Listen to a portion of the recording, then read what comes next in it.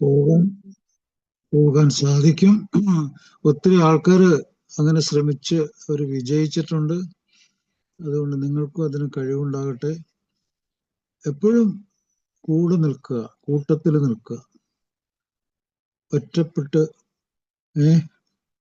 താൻ ആരാണെന്നോ താൻ എന്താണെന്നോ അറിയാതെ ആ കൂട്ടം തെറ്റി അലയുന്ന ആ ഒരു സ്വഭാവം, അതിൽ നിന്നും വിട്ടു നിൽക്കുക. ഓക്കെ. ഇന്ന് ഞാൻ പറയാൻ ഉദ്ദേശിക്കുന്നത് എങ്ങനെ പെട്ടെന്ന് മദ്യാസക്ത രോഗത്തിൽ നിന്ന് നമുക്ക് രക്ഷപ്പെടാം. അതിന് നമ്മളെ സഹായിക്കുന്ന കാര്യങ്ങൾ എന്തൊക്കെയാണ്, എന്താണ് ശരിയായ ഒരു ചികിത്സ, ഏത് രീതിയിൽ എവിടെയൊക്കെ ചികിത്സ കിട്ടും, എങ്ങനെയൊക്കെ നമുക്ക് രക്ഷപ്പെടാം. മദ്യാസക്ത രോഗത്തിൽ വളരെ ഗൗരവമുള്ള തെളിവുകളുടെ സഹായത്തോടു കൂടിയുള്ള കാര്യങ്ങളാണ് പറയുന്നത്. തെളിവ് എന്താണ്? തെളിവ്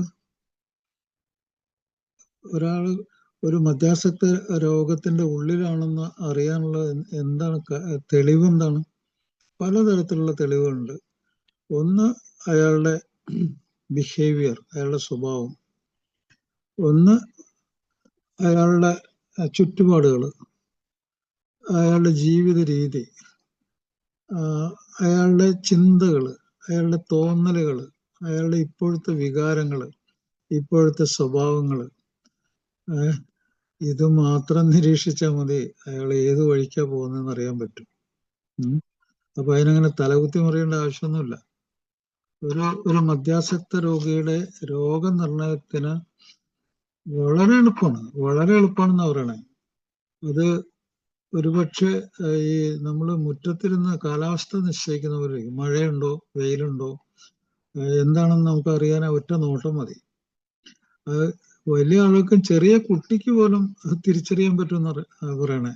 പക്ഷെ മദ്യാസക്തൻ വിചാരിക്കുന്ന എന്താണ്? എന്നെ ഇതുവരെയായിട്ടും ആരും അറിഞ്ഞിട്ടില്ല, കണ്ടിട്ടില്ല, എനിക്കിത് ഒളിച്ചു വെച്ച് നടക്കാം, ഞാൻ ഇങ്ങനെ രഹസ്യമായിട്ട് ഇങ്ങനെ ഈ പരിപാടിയായിട്ട് മുമ്പോട്ട് പോകും, എന്നെ ആരും അറിയുന്നില്ല, എന്നെ ആരും മനസ്സിലാക്കിയിട്ടില്ല. ഓക്കെ. അപ്പൊ ഇങ്ങനത്തെ ഒരു ചിന്ത എപ്പോഴും ഒരു ചിന്ത അയാളുടെ കൂടെ ഇങ്ങനെ എപ്പോഴും ഉണ്ടാവും. എന്നെ ആരും അറിഞ്ഞിട്ടില്ല. ഇതെന്താ ഇങ്ങനെ ചിന്തിക്കാൻ കാരണം? ലോകത്തിലെ ഏതൊരു വ്യക്തിക്കും മദ്യാസക്തി അല്ലെങ്കിൽ മറ്റെന്തെങ്കിലും ലഹരി വസ്തുക്കൾ ഉപയോഗിക്കുന്ന ഒരാൾക്ക് അത് ഉപയോഗിച്ചുകൊണ്ടിരിക്കുമ്പോൾ തന്നെ അയാൾക്ക് ഉള്ളിലൊരു ബോധമുണ്ട്, താൻ ഒരു കുഴപ്പം പിടിച്ചൊരു സാധനമാണ് ഉപയോഗിച്ചുകൊണ്ടിരിക്കുന്നത്. അയാളുടെ ഉള്ളിലുണ്ടത്, ഏതൊരു മനുഷ്യന്റെ ഉള്ളിലുണ്ടത്. കാരണം ഈ അറിവൊക്കെ എല്ലാവർക്കും ഉണ്ട്. അപ്പോൾ അയാൾ അത് ഉപയോഗിച്ചുകൊണ്ടിരിക്കുമ്പോൾ അയാൾ മറ്റാളുകളെ കാണുന്നുണ്ട്. അവരുടെ, ഞാൻ നേരത്തെ പറഞ്ഞ ചിന്തകൾ, അവരുടെ സ്വഭാവങ്ങൾ, അവരുടെ ജീവിതം, അവരുടെ ജീവിത രീതികൾ ഒക്കെ അയാൾ നിരീക്ഷിക്കുന്നുണ്ട്. അപ്പോൾ ഒരേ സമയം അയാൾ രോഗിയും മറ്റു ആളുകളെ നിരീക്ഷിക്കുന്ന ഒരു നിരീക്ഷകനുമാണ്. അപ്പോൾ അയാളുടെ മനസ്സ് രണ്ട് തരത്തിൽ പ്രവർത്തിക്കും. ഒന്ന് ഒരു കുറ്റബോധത്തിന്റെ ഉള്ളിൽ, ഒന്ന് തനിക്കെതിരായിട്ടുള്ള ചില കാര്യങ്ങൾ അയാൾക്ക് മനസ്സിലാവും. അപ്പൊ അയാള് അതെല്ലാം മനസ്സിലാക്കി കഴിഞ്ഞാൽ അതിൽ നിന്ന് വിട്ടു നിന്ന് ജീവിക്കണം എന്നുള്ള ആഗ്രഹം അയാൾക്കുണ്ട്. മറ്റേ പോലെ ആകരുത്. അത് മറ്റാളുകളെ നിരീക്ഷിക്കുമ്പോൾ ഇയാൾ ഒരു നോർമൽ ആണെന്ന് അയാൾക്ക് തോന്നും. ഞാനൊരു സാധാരണക്കാരൻ, ഞാനൊരു കുഴപ്പക്കാരനല്ല, ഞാൻ ഒരു സോഷ്യൽ ഡ്രിങ്കർ, അതൊക്കെ വേണമെങ്കിൽ പറഞ്ഞോളെ, ഞാനൊരു സാമൂഹ്യ ജീവി, ഞാൻ ഒരു കുഴപ്പക്കാരനല്ലാത്തൊരു കുടിയൻ, എനിക്ക് പ്രശ്നമില്ല, അവന് പ്രശ്നമുണ്ട്, അവൻ ഭയങ്കര കുഴപ്പക്കാരൻ. അപ്പൊ ഒരേ സമയം അയാള് മറ്റൊരു രോഗിയെ നിരീക്ഷിക്കുകയും സ്വന്തം രോഗാവസ്ഥയെ ന്യായീകരിക്കുകയും ചെയ്യുന്നു. താൻ രോഗിയല്ലെന്ന് വരെയും പറയുന്നു. മറ്റേയാള് കുഴപ്പം പിടിച്ച അവസ്ഥയിലേക്ക് പോയിട്ടുണ്ടെങ്കിൽ അതൊരു ഷെയിമാണെന്ന് അയാൾ വിചാരിക്കുന്നു. അയാൾ വിചാരിക്കുന്നത് അത് നാണക്കേടാണ്, അവന്റെ പരിപാടി നാണക്കേടാണ്, എന്റെ പരിപാടി കുഴപ്പമില്ല. ഇങ്ങനെ അദ്ദേഹം ജീവിക്കുന്നു. അങ്ങനെ മറ്റുള്ളവരെ കണ്ടും മനസ്സിലാക്കിയും സ്വന്തം കാര്യം മനസ്സിലാക്കാതെയും അദ്ദേഹം ഒരു ഇരട്ടത്താപ്പിലാണ് ജീവിക്കുന്നത്. ഇരട്ടത്താപ്പ്. അതായത് അയാളുടെ ഉള്ളില് മറ്റൊരാളെ പോലെ ആകാതിരിക്കാൻ നോ എന്ന് പറയാൻ ആഗ്രഹമുണ്ട്. പക്ഷേ സ്വന്തം കാര്യത്തിൽ അത് യെസ് എന്നായിട്ട് മാറും. അപ്പൊ യെസ് ഓർ നോ, ഒരു സംശയ ലോകത്താണ് അയാൾ ജീവിക്കുന്നത്. ഒരു തീരുമാനം എടുക്കാൻ കഴിവില്ലാത്ത ലോകത്തിലാണ് അയാൾ ജീവിക്കുന്നത്. Yes or no. അയാൾ താഴെ വീഴുന്നവര് അയാൾ ഈ യെസ് ഓർ നോ ആയിട്ട് ഇങ്ങനെ അലഞ്ഞു തിരിഞ്ഞ് നടക്കും, അല്ലെങ്കിൽ രഹസ്യമായിട്ട് നടക്കും, ജീവിക്കും. അപ്പോ അവിടെ നിന്നും അയാൾക്ക് ഒരു വലിയ പതനത്തിലേക്ക് പോയി കഴിഞ്ഞിട്ട് ആ പതനത്തിൽ നിന്ന് ഭാഗ്യമുണ്ടെങ്കിൽ അയാൾ ജീവനോടെ എഴുന്നേറ്റ് വരുള്ളൂ. ഭാഗ്യമുണ്ടെങ്കിൽ മാത്രം അയാൾ ജീവനോടെ തിരിച്ചു വരാൻ പറ്റും. അത് എങ്ങനെ ആ ഭാഗ്യം അയാൾക്ക് കിട്ടുന്നത്? ആ ഭാഗ്യം അയാൾക്ക് സമൂഹത്തിൽ നിന്ന് കിട്ടണം, അയാളുടെ സ്വന്തക്കാരിൽ നിന്ന് കിട്ടണം, അയാളുടെ ജീവിതത്തിന്റെ പഠനത്തിൽ നിന്ന്, ജീവിതം പഠിപ്പിക്കുന്നതിൽ നിന്ന് അയാൾക്ക് തിരിച്ചു കിട്ടണം. അതിനൊരു അവസരം ഉണ്ടായാൽ ചിലപ്പോൾ സാധിക്കും.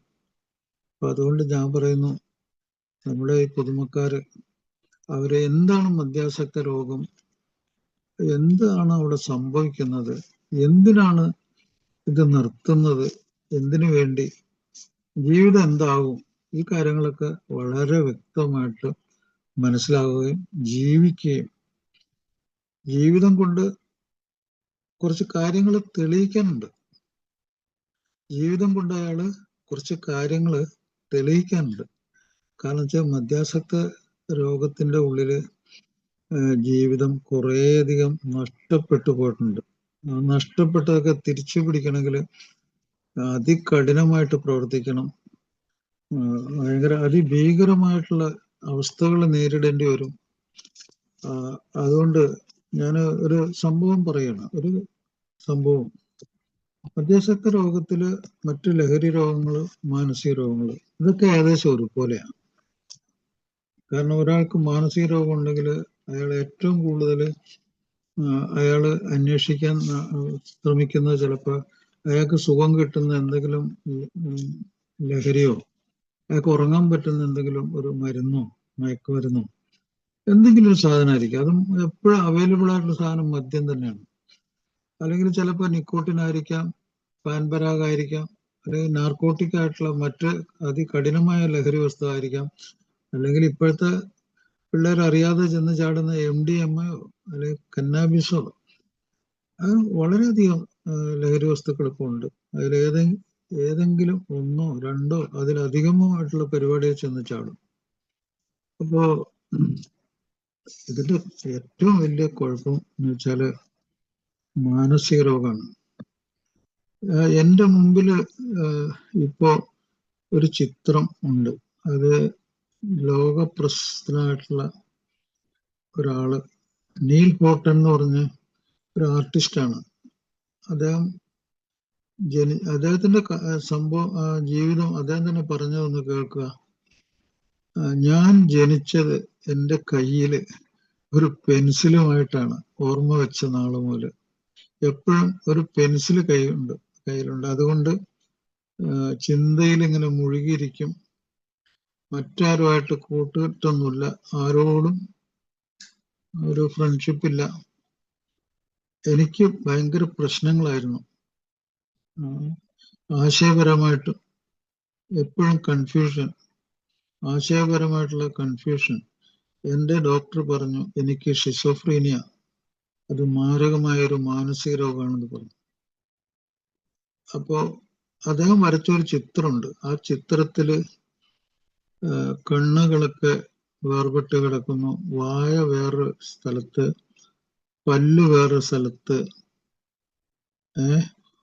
വായല് നിന്ന് വരുന്ന ഭക്ഷണം വേറൊരു സ്ഥലത്തേക്ക് പോകുന്നു. അങ്ങനെ ചെതറിക്കിടക്കുന്ന ഒരു ചിത്രം. അത് പണ്ടത്തെ പിക്കാസോന്റെ ചിത്രം പോലെ തന്നെ. പക്ഷെ ഇത് പിക്കാസോ സമൂഹത്തിന്റെ ചിത്രം വരച്ചപ്പോൾ ഇതൊരു വ്യക്തി, അയാളുടെ സ്വന്തം ചിത്രം, സ്വന്തം മനസ്സ്, സ്വന്തം ശരീരം, അതിൻ്റെ ഒരു ചിത്രമാണ് വരച്ചു വെച്ചേക്കുന്നത്. ഇത് ഭയങ്കര ഹൃദയഭേദകമാണ്, ഭയങ്കര മാനസികമായിട്ട് ഭയങ്കര കരച്ചിൽ വരുത്തുന്ന ഒരു ചിത്രമാണ്. അപ്പോ ആ ചിത്രം കണ്ടിട്ട് അദ്ദേഹത്തോട്, അദ്ദേഹം ചികിത്സയൊക്കെ ചെയ്തു, അദ്ദേഹം ഒരു പ്രശസ്തനായ ചിത്രകാരനായി. അദ്ദേഹത്തോട് ചോദിച്ചു, ഈ നിങ്ങളുടെ ചിത്രത്തിൽ നിന്ന് എന്തെങ്കിലും വിലപിടിപ്പുള്ള ഒരു ഉൾക്കാഴ്ച എന്താണ് നിങ്ങൾ ഉദ്ദേശിക്കുന്നത് എന്ന് ചോദിച്ചു. അപ്പൊ അദ്ദേഹം പറഞ്ഞു, ഡോക്ടേഴ്സിനും മറ്റു പല ആളുകൾക്കും, ഇതിന്റെ ചികിത്സയിലിരിക്കുന്നവർക്കും ഈ മാനസിക രോഗം എന്താണെന്ന് വ്യക്തമായിട്ടുള്ള ഒരു കാഴ്ചപ്പാട്, ഒരു തിരിച്ചറിവ്, അതിനുവേണ്ടിയാണ് ശ്രമിച്ചിരിക്കുന്നത്. അത് രോഗികൾക്കാണ് നിങ്ങൾക്ക് തരാൻ പറ്റുന്നത്. അപ്പൊ ഒരു രോഗി ഒരു ഡോക്ടർക്ക് ഏറ്റവും വലിയ ഉൾക്കാഴ്ച ഉണ്ടാക്കി കൊടുക്കുന്നു. നേരെ തിരിച്ചും ഡോക്ടർ രോഗിക്കും ഉൾക്കാഴ്ച. ഡോക്ടർ പഠിച്ചില്ലെങ്കിൽ എങ്ങനെ രോഗിയെ ചികിത്സിക്കും? അപ്പൊ പലപ്പോഴും ഡോക്ടർമാര് രോഗിയുടെ മനസ്സിന്റെ ഉൾക്കാഴ്ച എന്താണെന്ന് അറിയാൻ പാടില്ല. മനസ്സെങ്ങനെ പ്രവർത്തിക്കണം എന്ന് അവര് പുറമേ ഒരു ശരീരം, പുറമേ പറയുന്ന വാക്കുകളെ ശ്രദ്ധിക്കുന്നുള്ളൂ. പക്ഷെ ആ രോഗിയുടെ മനസ്സില് അദ്ദേഹത്തിന്റെ ആശയങ്ങള്, ചിന്തകള്, തോന്നലുകള്, വികാരങ്ങള്, ഇതിന്റെ ഉള്ളിലേക്ക് പ്രവേശനം കിട്ടിയിട്ടുണ്ടാവില്ല. അപ്പോ അദ്ദേഹം പറഞ്ഞു, ഈ ഉൾക്കാഴ്ച, ആ ഉൾക്കാഴ്ച അത് അപാരമായ വിലയുള്ളതാണ്. അത് നേടിയെടുക്കണമെങ്കിൽ, അതായത് രോഗി ഉൾക്കാഴ്ച നേടിയെടുക്കണമെങ്കിൽ കഠിനമായി ജോലി ചെയ്യണമെന്ന് പറഞ്ഞു. ഹാർഡ് വൺ, വളരെ കഠിന പ്രയത്നം നടത്തിയിട്ടേ അത് തിരിച്ചു കിട്ടുള്ളൂ. ആ ഉൾക്കാഴ്ച അത് അവസാനവും കിട്ടും.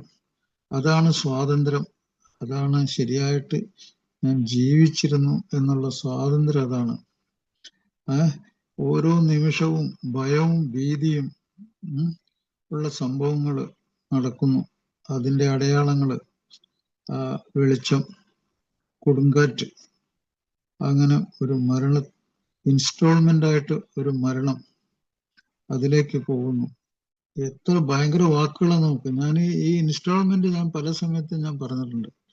ഒരു മദ്യാസക്തൻ, അയാൾക്ക് ചെറുപ്പത്തിലെ ഒരു മാനസിക രോഗം ഉണ്ടായിട്ട് വേണമെങ്കിൽ മദ്യത്തിലേക്ക് എത്തിച്ചേരാം. അല്ലാതെ തന്നെ അയാൾ മദ്യം മറ്റുള്ളവർ ഉപയോഗിക്കുന്നതുകൊണ്ട് അയാൾക്കും അത് ഉപയോഗിക്കണമെന്ന് തോന്നി അയാൾ അഡിക്ഷനിലേക്ക് പെട്ട്, ആ അഡിക്ഷനിലേക്ക് കൂടി അയാൾ രണ്ട് മാരകമായ അവസ്ഥയിൽ എത്തിച്ചേരും. ഒന്ന്, ഉപയോഗിച്ചുകൊണ്ടുള്ള ഒരു തകരാറ്. മദ്യം ഉപയോഗിക്കുന്നവർക്ക് ഒരു മാനസിക രോഗം വരുന്നുണ്ട്, സ്വഭാവ രോഗവും വരുന്നുണ്ട്. അത് കുറച്ച് മാത്രം ഉപയോഗിച്ചാലും മതി. അത് ദീർഘകാലം ഉപയോഗിച്ചുകൊണ്ടിരിക്കുമ്പോൾ അവർക്ക് മാനസിക രോഗം, സ്വഭാവ രോഗം, ഇത് രണ്ടും കൂടി വരും. അതുകൊണ്ട് അവർക്ക് എന്ത് പറ്റുന്നു? അവർക്ക് അവരുടെ ജോലി ചെയ്യാൻ പറ്റുന്നില്ല, അവരുടെ കുടുംബത്തിലുള്ള ജീവിതം, എല്ലാ ബന്ധങ്ങളും ഇതിനൊക്കെ തകരാറുണ്ടായിക്കൊണ്ടിരിക്കുന്നു, ജോലിക്ക് തകരാറായിക്കൊണ്ടിരിക്കുന്നു, കടമകൾ നിർവഹിക്കാൻ പറ്റുന്നില്ല. അങ്ങനത്തെ ഒരു അവസ്ഥയാണത് ആദ്യത്തേത്. പക്ഷെ രണ്ടാമത്തെ അവസ്ഥ, അങ്ങനെ മദ്യം അതിന്റെ അളവ് കൂടി തലച്ചോറിനെ ബാധിച്ച് തലച്ചോറിൽ മാരകമായിട്ടുള്ള മാനസിക രോഗങ്ങള്, 6 or 7 ശക്തമായ മാനസിക രോഗങ്ങള്, ചികിത്സിച്ചാലും ഭേദമാകാത്ത മാരക രോഗങ്ങൾ. അതാണ് മേജർ ഡിപ്രഷൻ. മേജർ ഡിപ്രഷൻ എന്ന് വെച്ചാൽ അതിഗൗരവമായിട്ടുള്ള വിഷാദ രോഗം. അതുകൂടാതെ ബൈപ്പോളർ ഡിസീസ്, വിഷാദ രോഗവും ഉന്മാദ രോഗവും മാറി വരുന്നു. അതില് ആത്മഹത്യ വളരെ കൂടുതലാണ്. അതിന്റെ ഇടയിലേക്ക് ഷിസോഫ്രീനിയ കയറി വരുന്നു. ഷിസോഫ്രീനിയ മാത്രമായിട്ട് വരുന്നു. അപ്പൊ ഇദ്ദേഹം ഈ വരച്ച ആള് ഷിസോഫ്രീനിയ രോഗിയായിരുന്നു. അത് കഴിഞ്ഞിട്ട് പിന്നെ ഉത്കണ്ഠ, അതുപോലെ നിർബന്ധ ബുദ്ധി, എന്ത് കാര്യത്തിനും നിർബന്ധം, അത് തന്നെ ചെയ്തുകൊണ്ടിരിക്കണം എന്നുള്ള തോന്നലുകൾ, പഴയ ഓർമ്മകൾ വരുമ്പോഴത്തേക്കും പ്രശ്നങ്ങളിലേക്ക്, സംഘർഷങ്ങളിലേക്കും മനസ്സ് അങ്ങോട്ട് പോകുന്നു. പിന്നെ അവസാനം ഇപ്പൊ ലോകാരോഗ്യ സംഘടന പറഞ്ഞിരിക്കുന്നു, ആ മാനസിക രോഗി ഒരു ക്രിമിനലൈസേഷൻ, ഒരു ക്രിമിനലായിട്ട് സ്വന്തം വീട്ടിലും സ്വന്തം ചുറ്റുപാടിലും അയാൾ ഒരു കുറ്റവാളിയായി മാറുന്നു. കുറ്റകൃത്യങ്ങളിലേക്ക് പോകുന്നു, ജയിലിലേക്ക് പോകുന്നു. ഇത് കേരളത്തിൽ നടന്നുകൊണ്ടിരിക്കുന്ന കാര്യമാണ്. ഇപ്പൊ ലോകാരോഗ്യ സംഘടന അതിനെപ്പറ്റി പുതിയ ഇതൊക്കെ ഇറങ്ങിയിട്ടുള്ള കാര്യം ഞാൻ നിങ്ങളോട് പറഞ്ഞിട്ടുണ്ട്. അപ്പൊ ഇത് നിസ്സാരമല്ല, ഇത് വളരെ ഗൗരവമുള്ള ഒരു ചികിത്സ വേണ്ട രോഗമാണ്. ഇപ്പൊ ഒരാള് ഇവിടെ ഈ പ്രോഗ്രാമിൽ എത്തിച്ചേർന്നപ്പോ നമ്മുടെ പഴമക്കാരൊക്കെ പറയാറുണ്ട്, സുഹൃത്തെ, നിങ്ങൾ ശരിയായ സ്ഥലത്ത് ശരിയായ സമയത്ത് എത്തിയിരിക്കുന്നു. കറക്റ്റാണത്. അപ്പൊ അവിടെ നമുക്ക് എന്താണ് വേണ്ടത്? അവിടെ എന്താണ് ഈ ചികിത്സ? അവിടെ എന്താണ് നടക്കുന്നത്?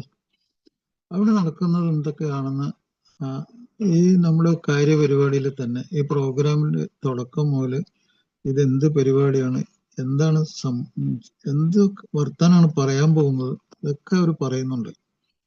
അനുഭവങ്ങളും ശക്തിയും പ്രതീക്ഷയും പരസ്പരം പങ്കുവയ്ക്കുക, അതാണ് ഇതിന്റെ കാതലായ ഭാഗം. എന്തനുഭവമാണ്? മദ്യം കഴിച്ചിട്ടുണ്ടായിരുന്ന അനുഭവങ്ങൾ, അല്ലെങ്കിൽ അത് കഴിക്കുന്നതിന് മുമ്പുണ്ടായിരുന്ന അനുഭവങ്ങൾ.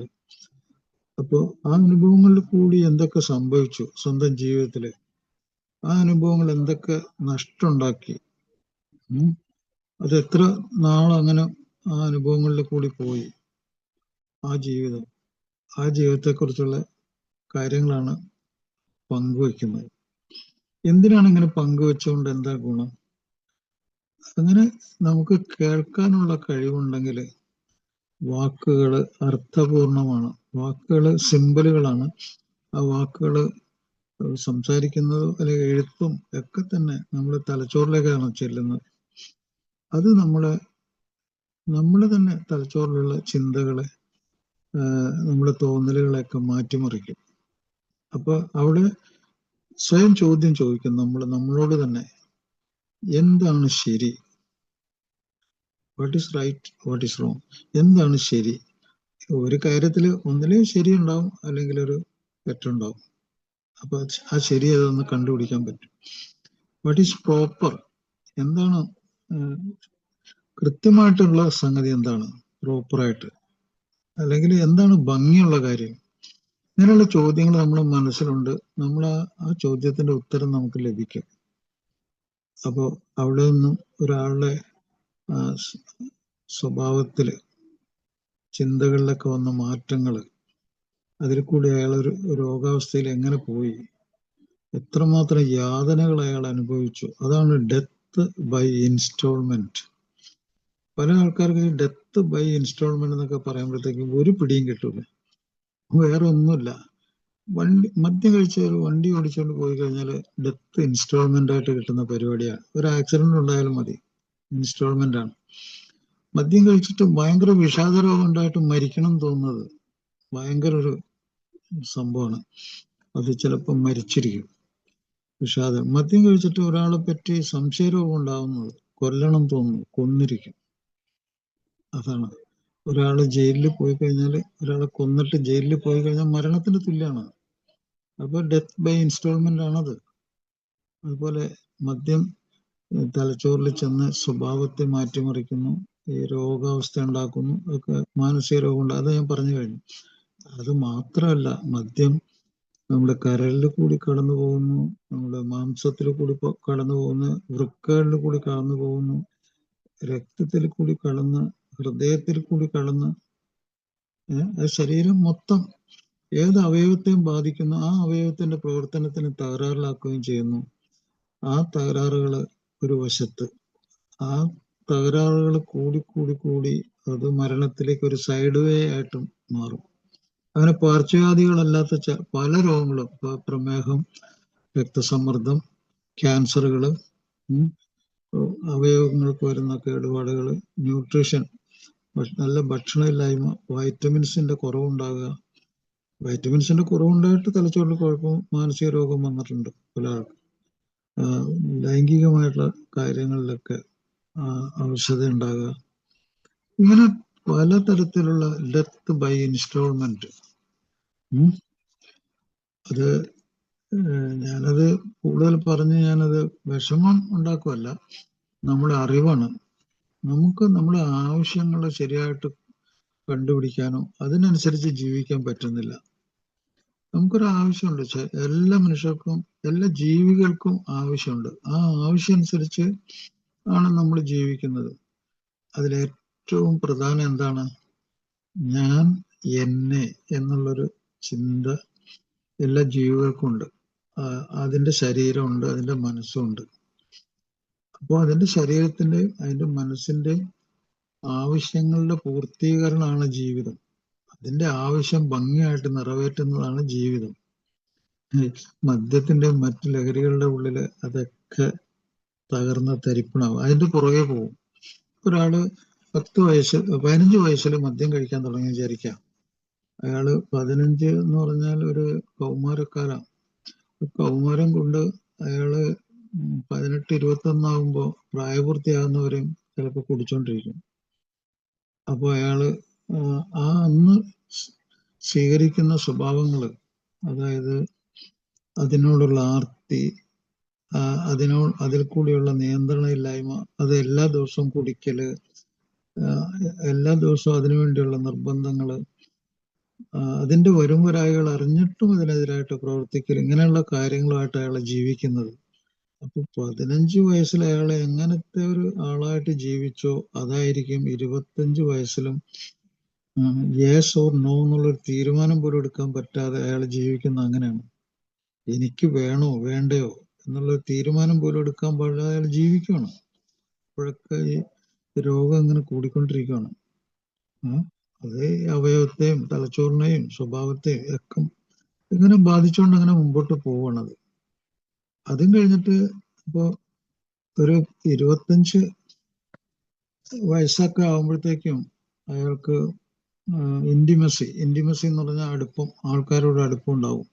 അപ്പൊ ചിലപ്പോ സ്വന്തം സ്വഭാവമുള്ള സുഹൃത്തുക്കളുടെ ഇടയിലേക്ക് പെട്ടുപോകും. അവിടുന്ന് ചിലപ്പോ ഒരിക്കലും അവിടുത്തെ വിടുതൽ കിട്ടൂല, അവിടെ തന്നെ ആയിപ്പോവും ചിലപ്പോ. അത് കഴിഞ്ഞൊരു 30-35 വയസ്സുള്ള അയാളെ ചിലപ്പോൾ അടിച്ചേൽപ്പിച്ചൊരു കല്യാണം കഴിക്കും. അത് ഫാമിലി, അത് ഒരു നരകതുല്യായിരിക്കും. അയാളെ കൂടെ ഉള്ളവർക്കും അയാൾക്കും ഒരു നരകതുല്യായിരിക്കും. അതും കഴിഞ്ഞിട്ടുള്ള ജീവിതം, അയാൾക്ക് കുട്ടികളുണ്ടാവുകയാണെങ്കിൽ ദാരിദ്ര്യം, സാമ്പത്തിക നഷ്ടം, ആ കുട്ടികൾക്ക് വിദ്യാഭ്യാസം ഉണ്ടാവില്ല, ശരിയായ വിദ്യാഭ്യാസം ഉദ്ദേശിച്ച പോലെ കൊടുക്കാൻ പറ്റില്ല, നാശം, വീണ്ടും സെപ്പറേഷൻ, വേർപിരിയൽ, പ്രത്യാശയില്ലായ്മ, അതായത് കഴിവുകൾ നഷ്ടപ്പെടുക, അങ്ങനത്തെ ഒരു അവസ്ഥയിലേക്ക് പോകും. അപ്പോൾ അതുകൊണ്ട് നമ്മള് ഇതൊരു വളരെ ഇൻസ്റ്റാൾമെന്റ് ആയിട്ട് സീരിയസ് രോഗം വരുന്ന സൂക്കുകളാണെന്നുള്ളതും മരണം വരുന്ന സൂക്കുകളാണെന്നുള്ള കാര്യം അതിലൊരു സംശയം വേണ്ട. അപ്പൊ ആദ്യമായിട്ട് വന്ന സുഹൃത്തുക്കള് ഇത് പഠിക്കണം, ഇവിടെ നിന്ന് പഠിക്കണം. ഇപ്പൊ പലതരത്തിലുള്ള കുടികളൊക്കെ ഉണ്ടാവും. ആ കുടി എന്താണെന്ന് അറിഞ്ഞിരിക്കണം. ഇപ്പൊ ബോധം കെടുന്നവരുള്ള കുടി, അല്ലെങ്കിൽ വല്ലപ്പോഴും 4-5 ദിവസം അതിതീവ്രമായി കുടിക്കല്, അല്ലെങ്കിൽ ദിവസവും കുറേശ്ശെ കുടിച്ച് വൈകുന്നവരെയും കുടിച്ചോണ്ടിരിക്കുക, അളവ് കൂട്ടുക, ഒരളവ് നിലനിർത്തുക, 5, 10, 15, 12 അങ്ങനെയൊക്കെ അളവ് നിലനിർത്തി അതുവരെയും കുടിക്കല്, പിന്നെ മദ്യത്തെ ആശ്രയിക്കാതെ ജീവിക്കാൻ പറ്റാത്തൊരവസ്ഥ ഇതിലെത്തിച്ചേരുക. ഇതാണ് മദ്യാസക്ത രോഗത്തിൽ സംഭവിക്കുന്നത്. അപ്പൊ ഇങ്ങനത്തെ ഭീകരമായ രോഗത്തിൽ നിന്ന് രക്ഷപ്പെടാനുള്ള ഒരു പ്രോഗ്രാമാണ് നമ്മുടെ ആൽക്കഹോളിക്സ് അനോണിമസ്. ഇത് അതികഠിനമായിട്ടുള്ള ഒരു പരിപാടിയാണ് ഇതില്. പക്ഷെ നല്ല സൗഹൃദം, നല്ല സുഹൃത്തുക്കള്, ആത്മവിശ്വാസം തരുന്ന ആൾക്കാര്, സ്നേഹം തരുന്ന ആൾക്കാര്, അവരുടെ കൂടെ ഇത് എളുപ്പമായിരിക്കും, ധൈര്യം കിട്ടും. അതാണ് നമ്മൾ ഈ പ്രാർത്ഥനയിൽ തന്നെ പറയുന്നുണ്ട്, ഈ ലോകത്ത് രക്ഷപ്പെടാൻ പറ്റാത്ത കാര്യങ്ങളാണ് കൂടുതലുള്ളത്, രക്ഷപ്പെടാൻ പറ്റുന്ന കാര്യമുണ്ട്, പക്ഷെ ആ രക്ഷപ്പെടല് അവനവനിൽ കൂടിയാണ്, സ്വന്തം കഴിവുകളിൽ കൂടിയാണ്. ആ സ്വന്തമായിട്ടുള്ള കഴിവ് വർദ്ധിപ്പിക്കാനാണ് നമ്മൾ ഈ പ്രോഗ്രാമിൽ എത്തുന്നത്. അങ്ങനെ ആ കഴിവ് വർദ്ധിപ്പിക്കണമെങ്കിൽ 2 വളരെ സീരിയസ് ആയിട്ടുള്ള കാര്യങ്ങൾ മനസ്സിലാക്കണം. ഒന്ന്, ധൈര്യം. എന്തുകൊണ്ടാണ് ഒരു മദ്യാസക്തന് നോ എന്ന് പറയാൻ പറ്റാത്തത്? ധൈര്യം ഇല്ലാത്തതുകൊണ്ടാണ്. എത്രയോ വർഷങ്ങൾ അയാൾ നോ എന്ന് പറഞ്ഞ് അയാളുടെ ശരീരവും അയാളുടെ മനസ്സും ബോധവും ഒക്കെ അയാൾ ഉപദേശിക്കുന്നുണ്ട്, അയാളെന്ന വ്യക്തിയെ ഉപദേശിക്കുന്നുണ്ട്, ഇതുമായിട്ട് മുന്നോട്ട് പോകണ്ട, പക്ഷെ എന്തുകൊണ്ട് നോ എന്ന് അയാളോട് പറയുന്നില്ല? അതല്ലേ അയാളുടെ പ്രശ്നം. അയാള് ഇപ്പോഴും 15 വയസ്സിൽ തന്നെ നിൽക്കുന്നു. അതേ അവസ്ഥയിൽ നിന്ന് മദ്യത്തിന്റെ വളർച്ച അയാളിൽ ഉണ്ടായിട്ടുണ്ട്. മദ്യം ഉണ്ടാക്കുന്ന അളവ് കൂടിയിട്ടുണ്ട്. മദ്യം ഉണ്ടാക്കുന്ന ശാരീരിക ആവശ്യതകൾ വർദ്ധിച്ചിട്ടുണ്ട്. മാനസിക രോഗങ്ങൾ വർദ്ധിച്ചിട്ടുണ്ട്. അതെല്ലാം അയാൾക്ക് ജീവിതത്തിനെതിരായിട്ട് പ്രവർത്തിച്ചിട്ടുണ്ട്. ഈ ഒരു അറിവ് ഈ കാര്യപരിപാടിയിൽ കൂടി അയാൾക്ക് കിട്ടും. അതാണ് അയാളെ രക്ഷപ്പെടുത്തുന്ന ഏറ്റവും വലിയ സംഭവങ്ങൾ. അനുഭവങ്ങളും ശക്തിയും പ്രതീക്ഷയും എന്ന് പറഞ്ഞ് കിട്ടുന്നത് ഇതാണ്. ഇവിടെ അയാൾക്ക് 2 കാര്യങ്ങൾ വളരെ ശക്തമായിട്ട് കൊണ്ടു നടക്കാൻ സാധിക്കും, ശ്രദ്ധിക്കുകയാണെങ്കിൽ. ഒന്ന് നിലനിൽപ്പ്. എനിക്ക് നിലനിൽക്കണം. എൻ്റെ ശരീരം, എൻ്റെ ജീവിതം, എൻ്റെ സ്വഭാവം എനിക്ക് നിലനിൽക്കാനുള്ളതാണ്. അത് ഞാൻ ഒരുത്തിനും, ഒരു ലഹരി വസ്തുവിനും, ഒരു കാര്യത്തിനും, ഒരു സാധനത്തിനും ഞാൻ അടിമപ്പെടുത്തില്ല. ഞാനൊരു അടിമയായി ജീവിക്കാൻ ആഗ്രഹിക്കുന്നില്ല. എനിക്ക് എൻ്റെ സ്വാതന്ത്ര്യം, എൻ്റെ കഴിവ്, എൻ്റെ സ്നേഹിക്കാനുള്ള കഴിവ്, എൻ്റെ മനുഷ്യത്വം അതെനിക്ക് വേണം. അത് ഞാൻ ആർക്കും അടിമപ്പെടുത്തില്ല, ഒരു ലഹരി വസ്തുവിനും. അങ്ങനെ കുറച്ചൊരു തീരുമാനം അയാൾ എടുക്കുക. അപ്പൊ ആദ്യം അയാൾക്ക് വേണ്ടത് ഈ ജീവിക്കാനുള്ള അതിജീവനം, അതിനുള്ള ബുദ്ധിയാണ്. അതിന് ബുദ്ധി കിട്ടിക്കഴിഞ്ഞാൽ അയാളോട് നുണ പറയേണ്ട ആവശ്യം വരില്ല. അയാളെ പ്രലോഭിപ്പിക്കുന്ന എല്ലാത്തിനോടും അയാൾക്ക് തടഞ്ഞു നിർത്താനുള്ള ശക്തി അയാൾക്കുണ്ട്. അപ്പൊ അത്. രണ്ടാമത്തെ, അയാളൊരു മനുഷ്യനാകാൻ ശ്രമിക്കും. അയാൾ പുണ്യവാനാകുന്നതിനേക്കാൾ അയാളൊരു മനുഷ്യനാകുക എന്നുള്ളതാണ്. എന്താണ് മനുഷ്യത്വം? അയാൾക്ക് സ്നേഹം എന്താണെന്നറിയാം, ഉത്തരവാദിത്വം എന്താണെന്നറിയാം, ആ കടമകളൊക്കെ നല്ലൊരു വിനയത്തോടും ക്ഷമയോടും കൂടി ചെയ്യാനറിയാം, സ്വന്തം ജോലി ചെയ്യാനറിയാം അയാൾക്ക്. അത് തൻ്റെ സ്വാതന്ത്ര്യമാണെന്നറിയാം, ആരോടും കടമൊന്നും വാങ്ങിക്കേണ്ട. അയാൾക്ക് സ്വന്തം ജോലിയെപ്പറ്റിയും സ്വന്തം ജീവിതത്തെപ്പറ്റി അഭിമാന ബോധമുണ്ട്. അപ്പൊ അങ്ങനെയൊക്കെ അയാൾ ജീവിതത്തെ തിരിച്ചു പിടിക്കുന്നു, അയാള് മനുഷ്യത്വത്തെ തിരിച്ചു പിടിക്കുന്നു. ഈ രണ്ട് കാര്യം അയാൾ തിരിച്ചു പിടിക്കുന്നു. ഇതിൽ കൂടി അയാള് ഒരു ഭരതൻ സാറിന്റെ ഭരതൻ ഭായി ഹലോ സാർ, അത് മൈക്ക് ഓണായത് കേൾക്കുന്നുണ്ടോ? കേൾക്കാൻ ഡോക്ടർ, കേൾക്കാം. ഡോക്ടർ പറയണം. കേൾക്കുന്നു. ഓക്കെ.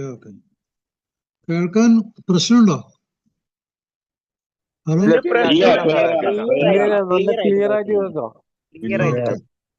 ഓക്കെ. അത് 2 കാര്യത്തിലാണ്. ആ 2 കാര്യത്തിൽ കൂടിയാണ് നമ്മുടെ ആവശ്യങ്ങൾ പോലും സാധിക്കുന്നത്. നമ്മുടെ നിത്യജീവിതത്തിലെ ആവശ്യങ്ങൾ ഇതൊക്കെ വളരെ ലളിതമാണ്. നമ്മുടെ നിത്യജീവിതത്തിൽ ജീവിക്കാൻ ആവശ്യങ്ങളുണ്ട്. ആ ആവശ്യങ്ങൾ എന്ന് പറഞ്ഞു കഴിഞ്ഞാൽ, ഇപ്പോൾ നമുക്ക് ഭക്ഷണം വേണം. ശരീരത്തിന് ഭക്ഷണം ഇല്ലാതെ ജീവിക്കാൻ പറ്റില്ല. അത് കൂടാതെ തന്നെ നമ്മൾ താമസിക്കാൻ നമുക്കൊരു ഇടം വേണം. ആ താമസിക്കുന്ന സ്ഥലത്ത് നമുക്ക് നമ്മുടെ ആവശ്യങ്ങൾ ഒക്കെ നിർവഹിക്കാൻ അതിന് പണം വേണം, അല്ലേ? അപ്പൊ ശരീരത്തില് ഇപ്പൊ അസുഖങ്ങളൊക്കെ വരുവാണെങ്കിൽ അത് നിത്യജീവിതത്തിൽ വരുന്ന സംഭവങ്ങളാണ്. അതിനൊക്കെ പറ്റി നമുക്ക് വിവരം വേണം, അറിവ് വേണം. നേരെ മറിച്ച് മദ്യാസക്ത രോഗത്തിലോ മറ്റു ലഹരിയിലൊക്കെ ജീവിക്കുന്ന ഒരാൾക്ക് അതിനെപ്പറ്റിയുള്ള ചിന്ത ഉണ്ടാവില്ല, മുൻഗണന.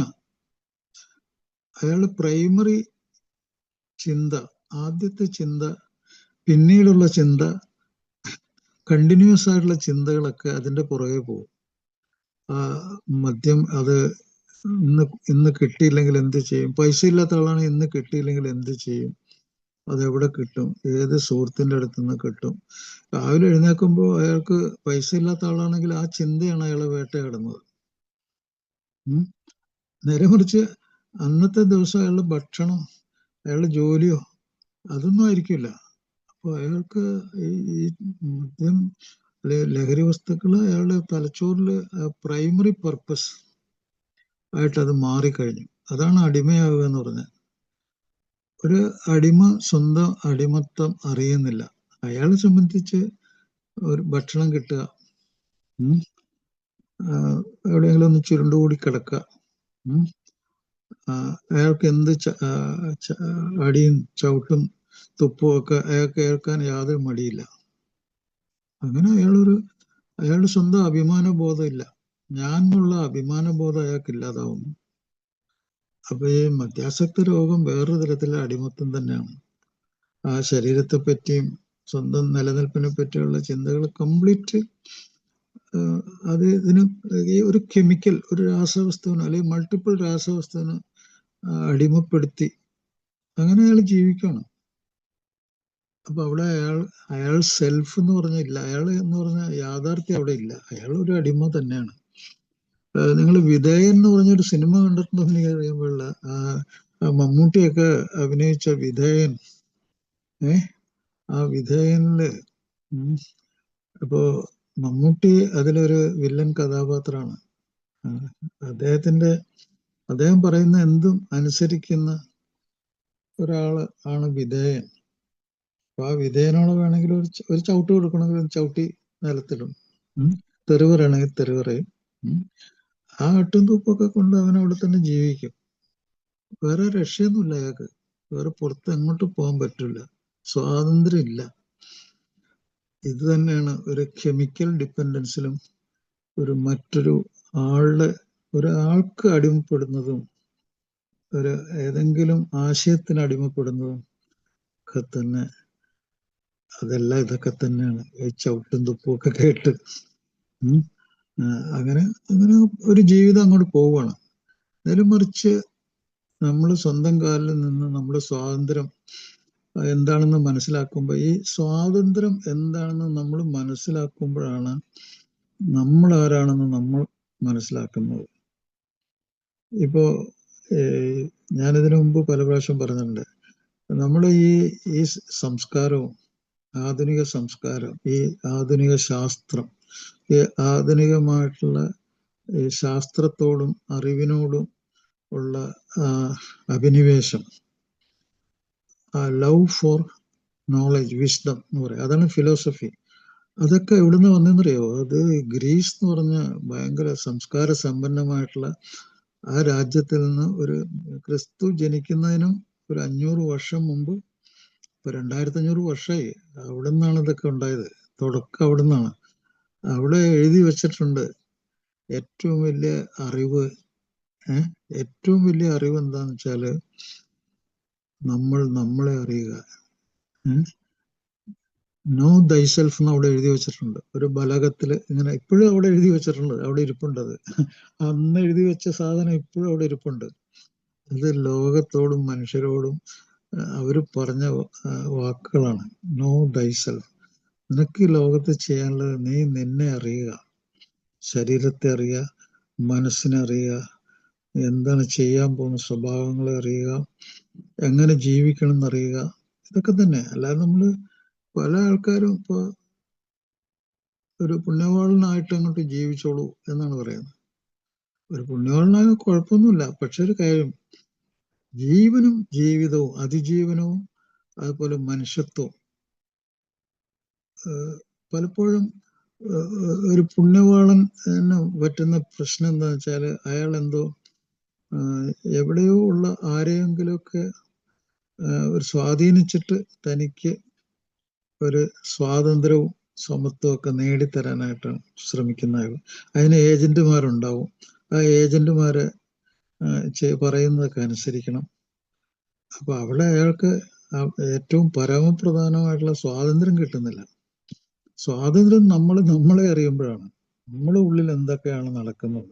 അതാണ് നമ്മുടെ ചിന്തകള് നമുക്ക് ഉപദ്രവമുള്ളതാണോ, അത് മറ്റുള്ളവരെ ഉപദ്രവിക്കാനുള്ളതാണോ, പ്രായോഗികം കൂടിയാണത്. ഇപ്പോൾ നമ്മുടെ ചിന്തകള് നമുക്കെതിരാണെങ്കിൽ അത് മിക്കവർക്കും എതിരാകാൻ സാധ്യതയുണ്ട്. നമ്മളൊരു മനുഷ്യനാണല്ലോ. അപ്പൊ നമുക്കെതിരായിട്ടുള്ള സാധനം വേറെ നമുക്ക് ഇങ്ങനെ ഒരു സംശയരോഗമുണ്ട്. അത് നമുക്കെതിരായിട്ട് പ്രവർത്തിക്കും. നമ്മളെപ്പോഴും ഒരാളെ സംശയിച്ചുകൊണ്ടിരുന്നാല്, ഒരാളോട് കയർത്ത് പറഞ്ഞാല്, അല്ലെങ്കിൽ അയാളെ ഉപദ്രവിക്കാൻ പോയാല്, ദേഷ്യപ്പെട്ടാല്, വയലൻസ് വന്നാല് എന്ത് പറ്റും? ചില കണ്ടിട്ടില്ലേ, കുറെ ആൾക്കാർ കൂടി ഒരാളെ അടിച്ചു പോകുന്നതൊക്കെ കണ്ടിട്ടില്ലേ? അപ്പൊ അതാണ് സമൂഹം എന്ന് പറഞ്ഞൊരു സാധനം പുറത്തുണ്ട്. അത് അവരുടെ തോന്നല് പോലെ അങ്ങ് ചെയ്യും. അതിലേറ്റവും പ്രധാനപ്പെട്ടാണ് നമ്മൾ സാമൂഹ്യ വിരുദ്ധ സ്വഭാവം, സമൂഹത്തോട് ദേഷ്യം തോന്നുക. ഒരുത്തനോട് കാരണമില്ലാതെ ദേഷ്യം തോന്നിയാൽ സമൂഹത്തിന് അത് കാരണമില്ലാത്തൊരു ദേഷ്യം തന്നെയാണ്. അവരടിക്കും, അടിച്ചു കൊല്ലും. അപ്പൊ അതാണ് നമ്മൾ ഈ സമൂഹം എന്ന് പറഞ്ഞ സാധനം ചുറ്റുപാടും എന്നുള്ളൊരു ചിന്ത തന്നെ നമ്മളെ വിട്ടു പോകും. ഈ രോഗത്തിന്റെ ഉള്ളില്, അഡിക്ഷന്റെ ഉള്ളില് ഇങ്ങനെ ഒരു സമൂഹം ചുറ്റിലും ഉണ്ടെന്നും, നമ്മള് ജീവിക്കുന്ന വീടോ അതിന്റെ അയൽവക്കക്കാരോ ആ പരിസരമോ ഒക്കെ അതെല്ലാം തന്നെ സമൂഹമാണെന്നും അത് അവിടെ ഉണ്ടെന്നോ ഉള്ള ധാരണ അയാൾക്കുണ്ടാവില്ല. അയാളുടെ ലോകം ചുരുങ്ങി അത് ഒറ്റ കാര്യത്തിലേക്ക് അങ്ങനെ ചുരുങ്ങി പോകും. അതും കൊണ്ടാണ് അയാൾ ജീവിക്കുന്നത്, അതാണ് അയാൾ മുന്നോട്ട് നയിക്കുന്നത്. അപ്പൊ അവിടെ നിന്ന് രക്ഷപ്പെടലാണ് നമ്മളെ ഈ പ്രോഗ്രാം.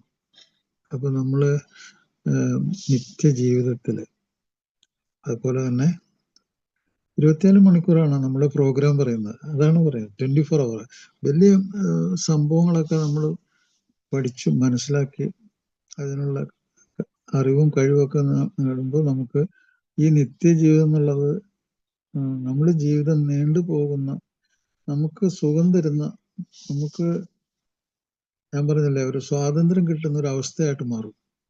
അവിടെ നമുക്ക് ജീവിതത്തോട് അതിരുകടന്ന ഒരു സ്നേഹം തോന്നും.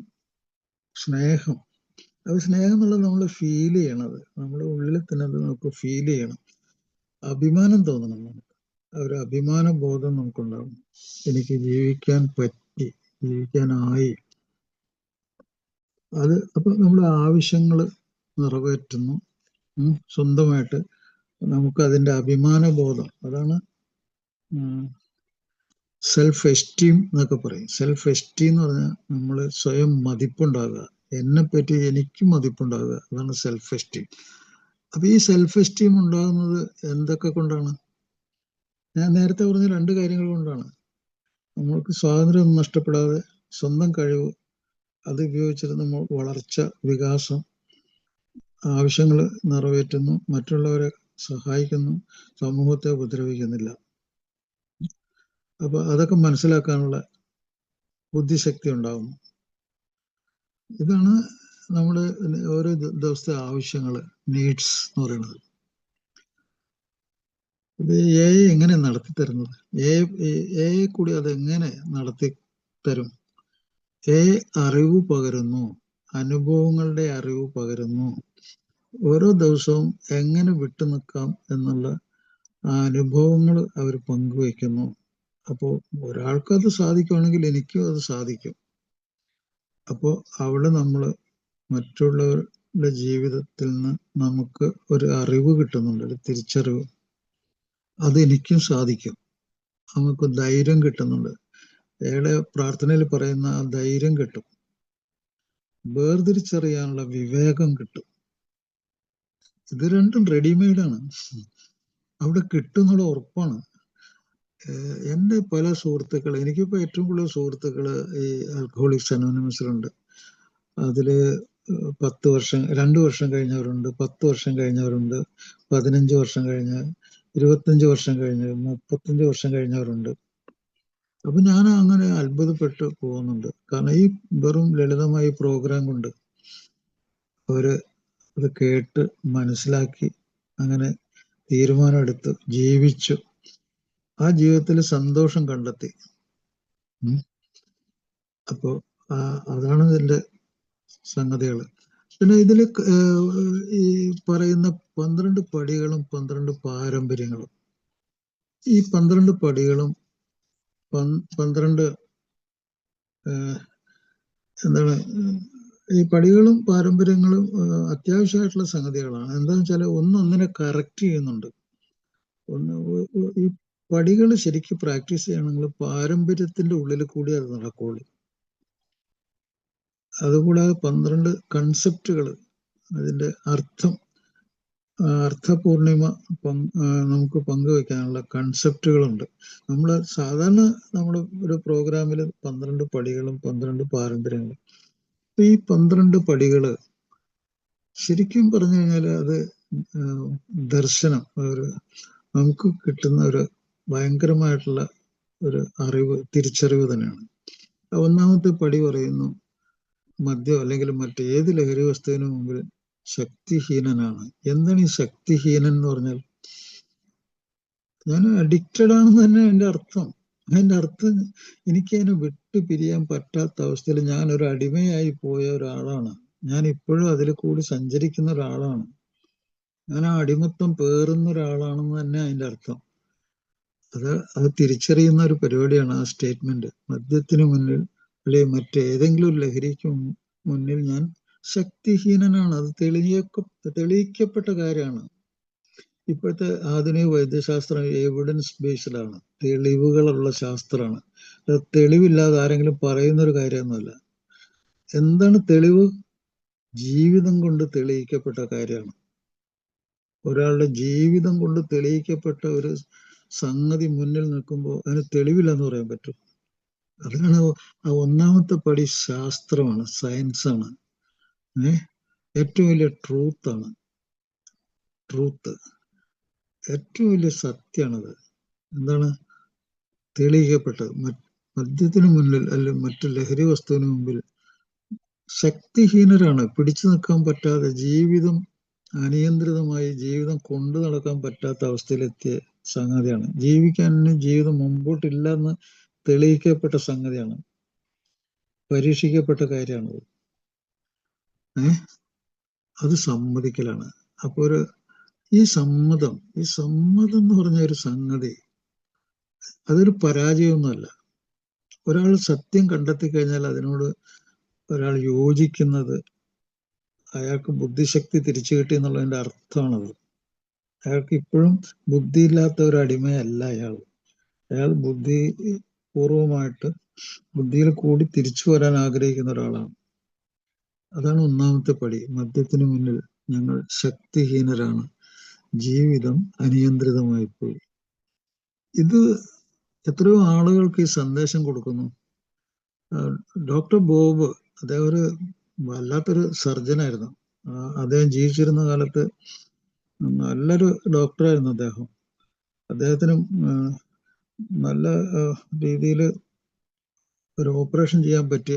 അവസാന കാലത്ത് അദ്ദേഹം വിട്രോവൽ സിംറ്റം അനുഭവിച്ച് കിടക്കുന്ന സമയത്ത് പോലും ഏതോ ഒരു രോഗി വന്നപ്പോൾ അദ്ദേഹം ആ ഓപ്പറേഷൻ നടത്തി കൊടുത്തു.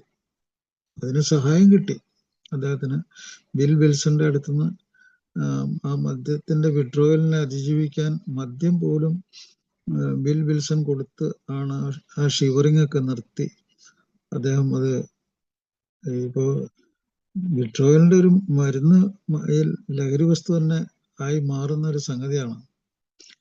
അത് ശരീരത്തിൽ നടക്കുന്ന ഒരു പ്രക്രിയ. ശരീരം അങ്ങനെ ആക്കി തീർക്കുവാണ്, തലച്ചോറ് അങ്ങനെ ആക്കി തീർക്കുവാണ്.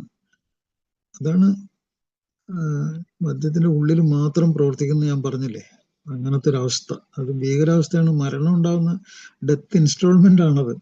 5 മുതൽ 15 വരെ ആൾക്കാർ അപസ്മാരം വന്നിട്ടോ അല്ലെങ്കിൽ ഹലൂസിനേഷൻ വന്നിട്ടോ അല്ലെങ്കിൽ മറ്റ് ഡെലീറിയം ട്രൊമൻസ്, അത് ഭയങ്കര ഭീകരാവസ്ഥയാണ്. ഡെലീറിയം ട്രൊമൻസ്, ശരീരം ഇങ്ങനെ വിറയ്ക്കുക, ബുദ്ധി ഇല്ലാതാകുക, കൺഫ്യൂഷൻ ഉണ്ടാകുക, പനി ഉണ്ടാകുക, മരിക്കുക, അപസ്മാരം ഉണ്ടാകുക, മരിക്കുക.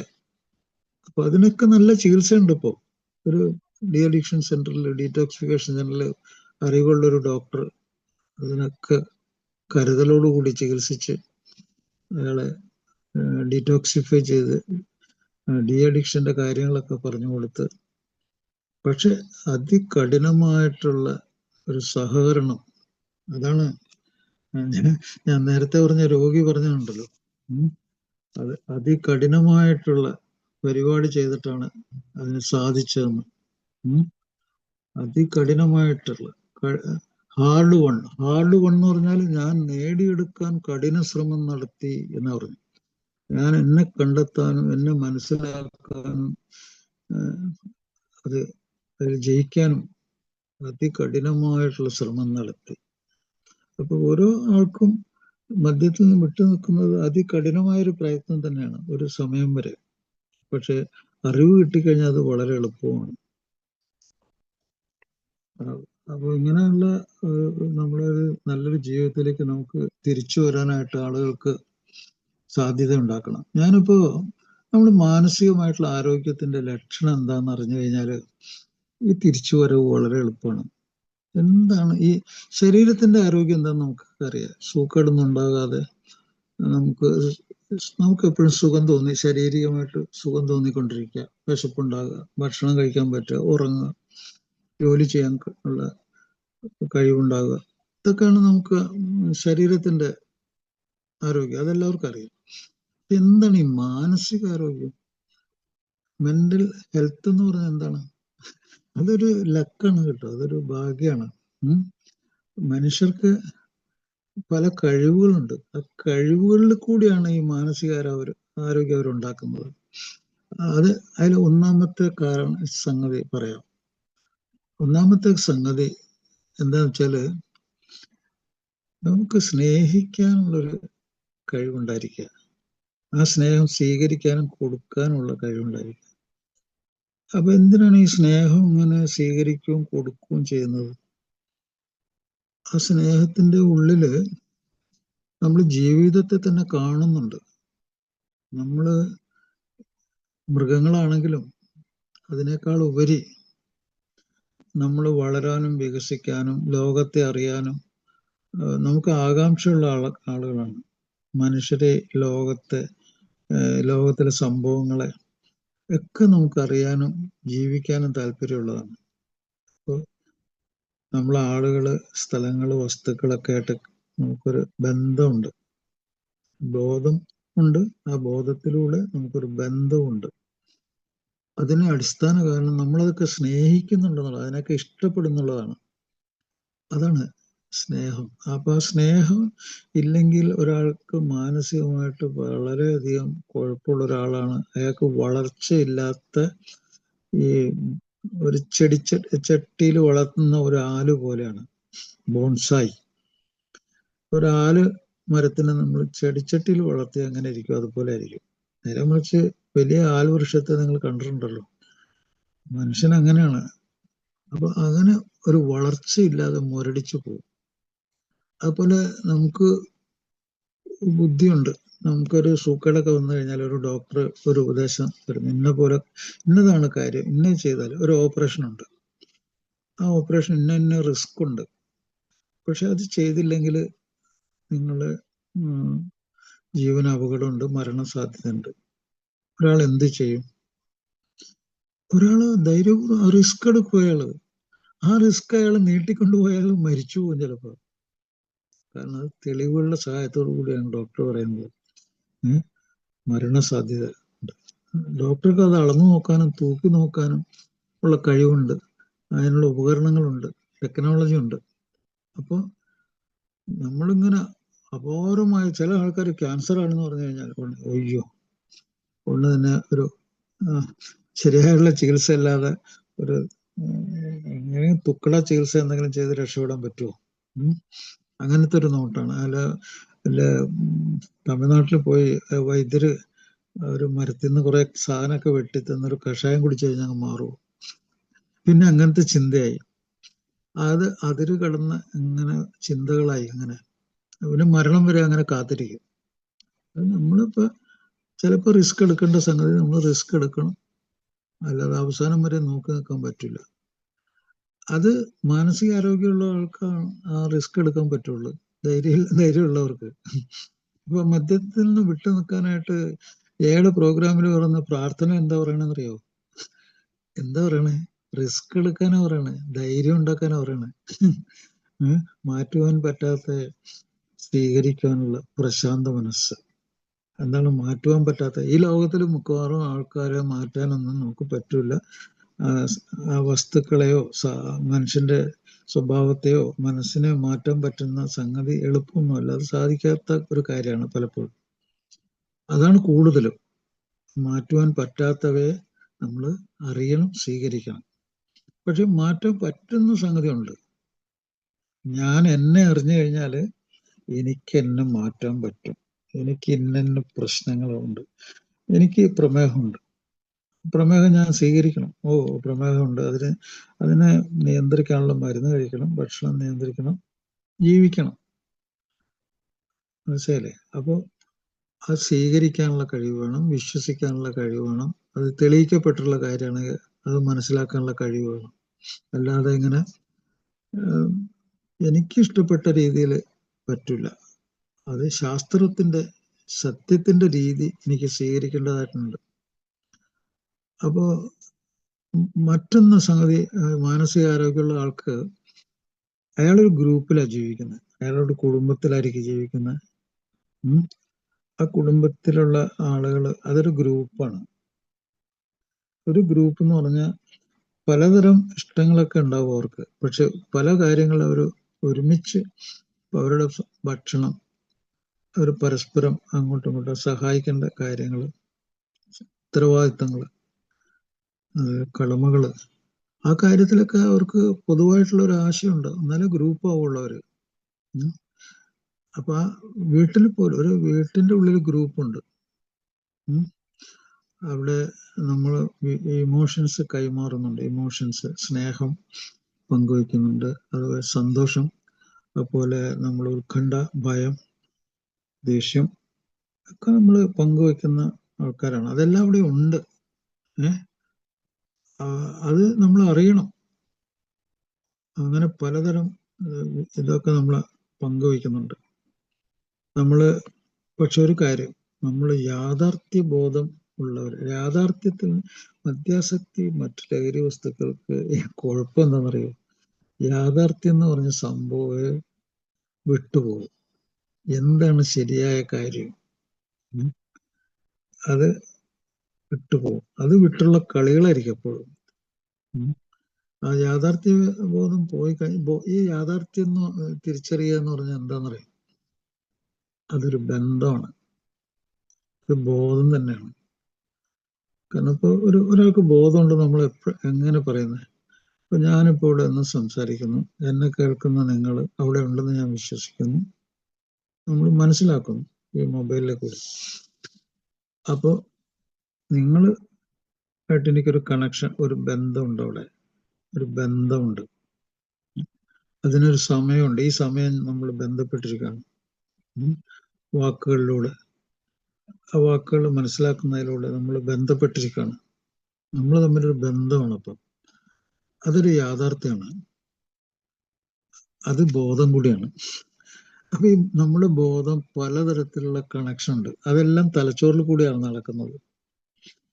ശബ്ദങ്ങള് നിങ്ങളുടെ തലച്ചോറിലേക്ക് വരുന്നു, ആ തലച്ചോറിലെ ശബ്ദം കേൾക്കുന്നു, അത് ആ സിമ്പിളുകൾ, വാക്കുകളൊക്കെ സിമ്പിളുകളാണ്, ആ സിമ്പിളുകളൊക്കെ മനസ്സിലാക്കുന്നു, അത് ഓർമ്മയുണ്ട്, അവിടെ മെമ്മറി ഉണ്ട്, അതിനൊക്കെ ചില മീനിങ് ഉണ്ട്. അതനുസരിച്ചുള്ള മൂവ്മെന്റ്സ് മനസ്സിന്റെ ഉള്ളിൽ നടക്കുന്നുണ്ട്, മൂവ്മെന്റ്സ്.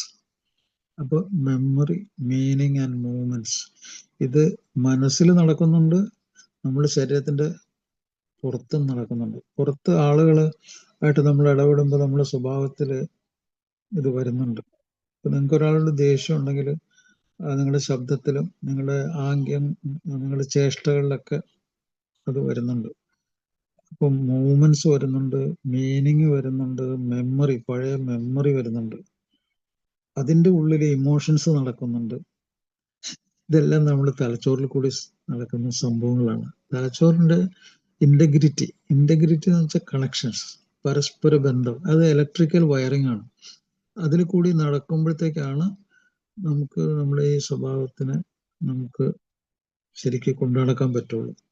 നേരെ മറിച്ച് മറ്റു ലഹരി വസ്തുക്കൾ തലച്ചോറിൽ കൂടി, അതിൽ ഏറ്റവും കൂടുതൽ മദ്യം, മറ്റു ശരീരത്തിൽ കൂടി കയറി ഇറങ്ങുന്ന മറ്റു ലഹരി വസ്തുക്കൾ, ഇപ്പോൾ പുകവലിച്ച്, നിക്കോട്ടിൻ ഭയങ്കര സംഭവമാണ്, ഒരു ആൽക്കഹോള്, ഇതെല്ലാം നമ്മുടെ രക്തത്തിൽ കൂടി നമ്മുടെ ബ്രെയിനിലും നമ്മുടെ ഹൃദയത്തിലും നമ്മുടെ ശ്വാസകോശത്തിലും എല്ലാ സ്ഥലത്തും, നമ്മുടെ വൃക്കകൾ, ലിവറിൽ ഒക്കെ തന്നെ ഇത് ഈ ടോക്സിൻസ് ഇതിങ്ങനെ സർക്കുലേറ്റ് ചെയ്യുന്നുണ്ട്. അത് അവിടെയൊക്കെ മാറ്റങ്ങൾ ഉണ്ടാക്കുകയും ചെയ്യുന്നുണ്ട്.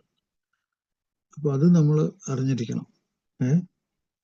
അതിങ്ങനെ നമ്മുടെ ചിന്തകള്, നമ്മുടെ തോന്നലുകള്, വികാരങ്ങള്, അതുപോലെ നമ്മുടെ ചലനങ്ങള്, മെമ്മറി, മീനിങ്സ്, എല്ലാത്തിലും അതെല്ലാം നമ്മുടെ ശരീരത്തിൽ നടക്കുന്ന കാര്യങ്ങളാണ്, ബ്രെയിനിൽ കൂടി നടക്കുന്ന കാര്യങ്ങളാണ്.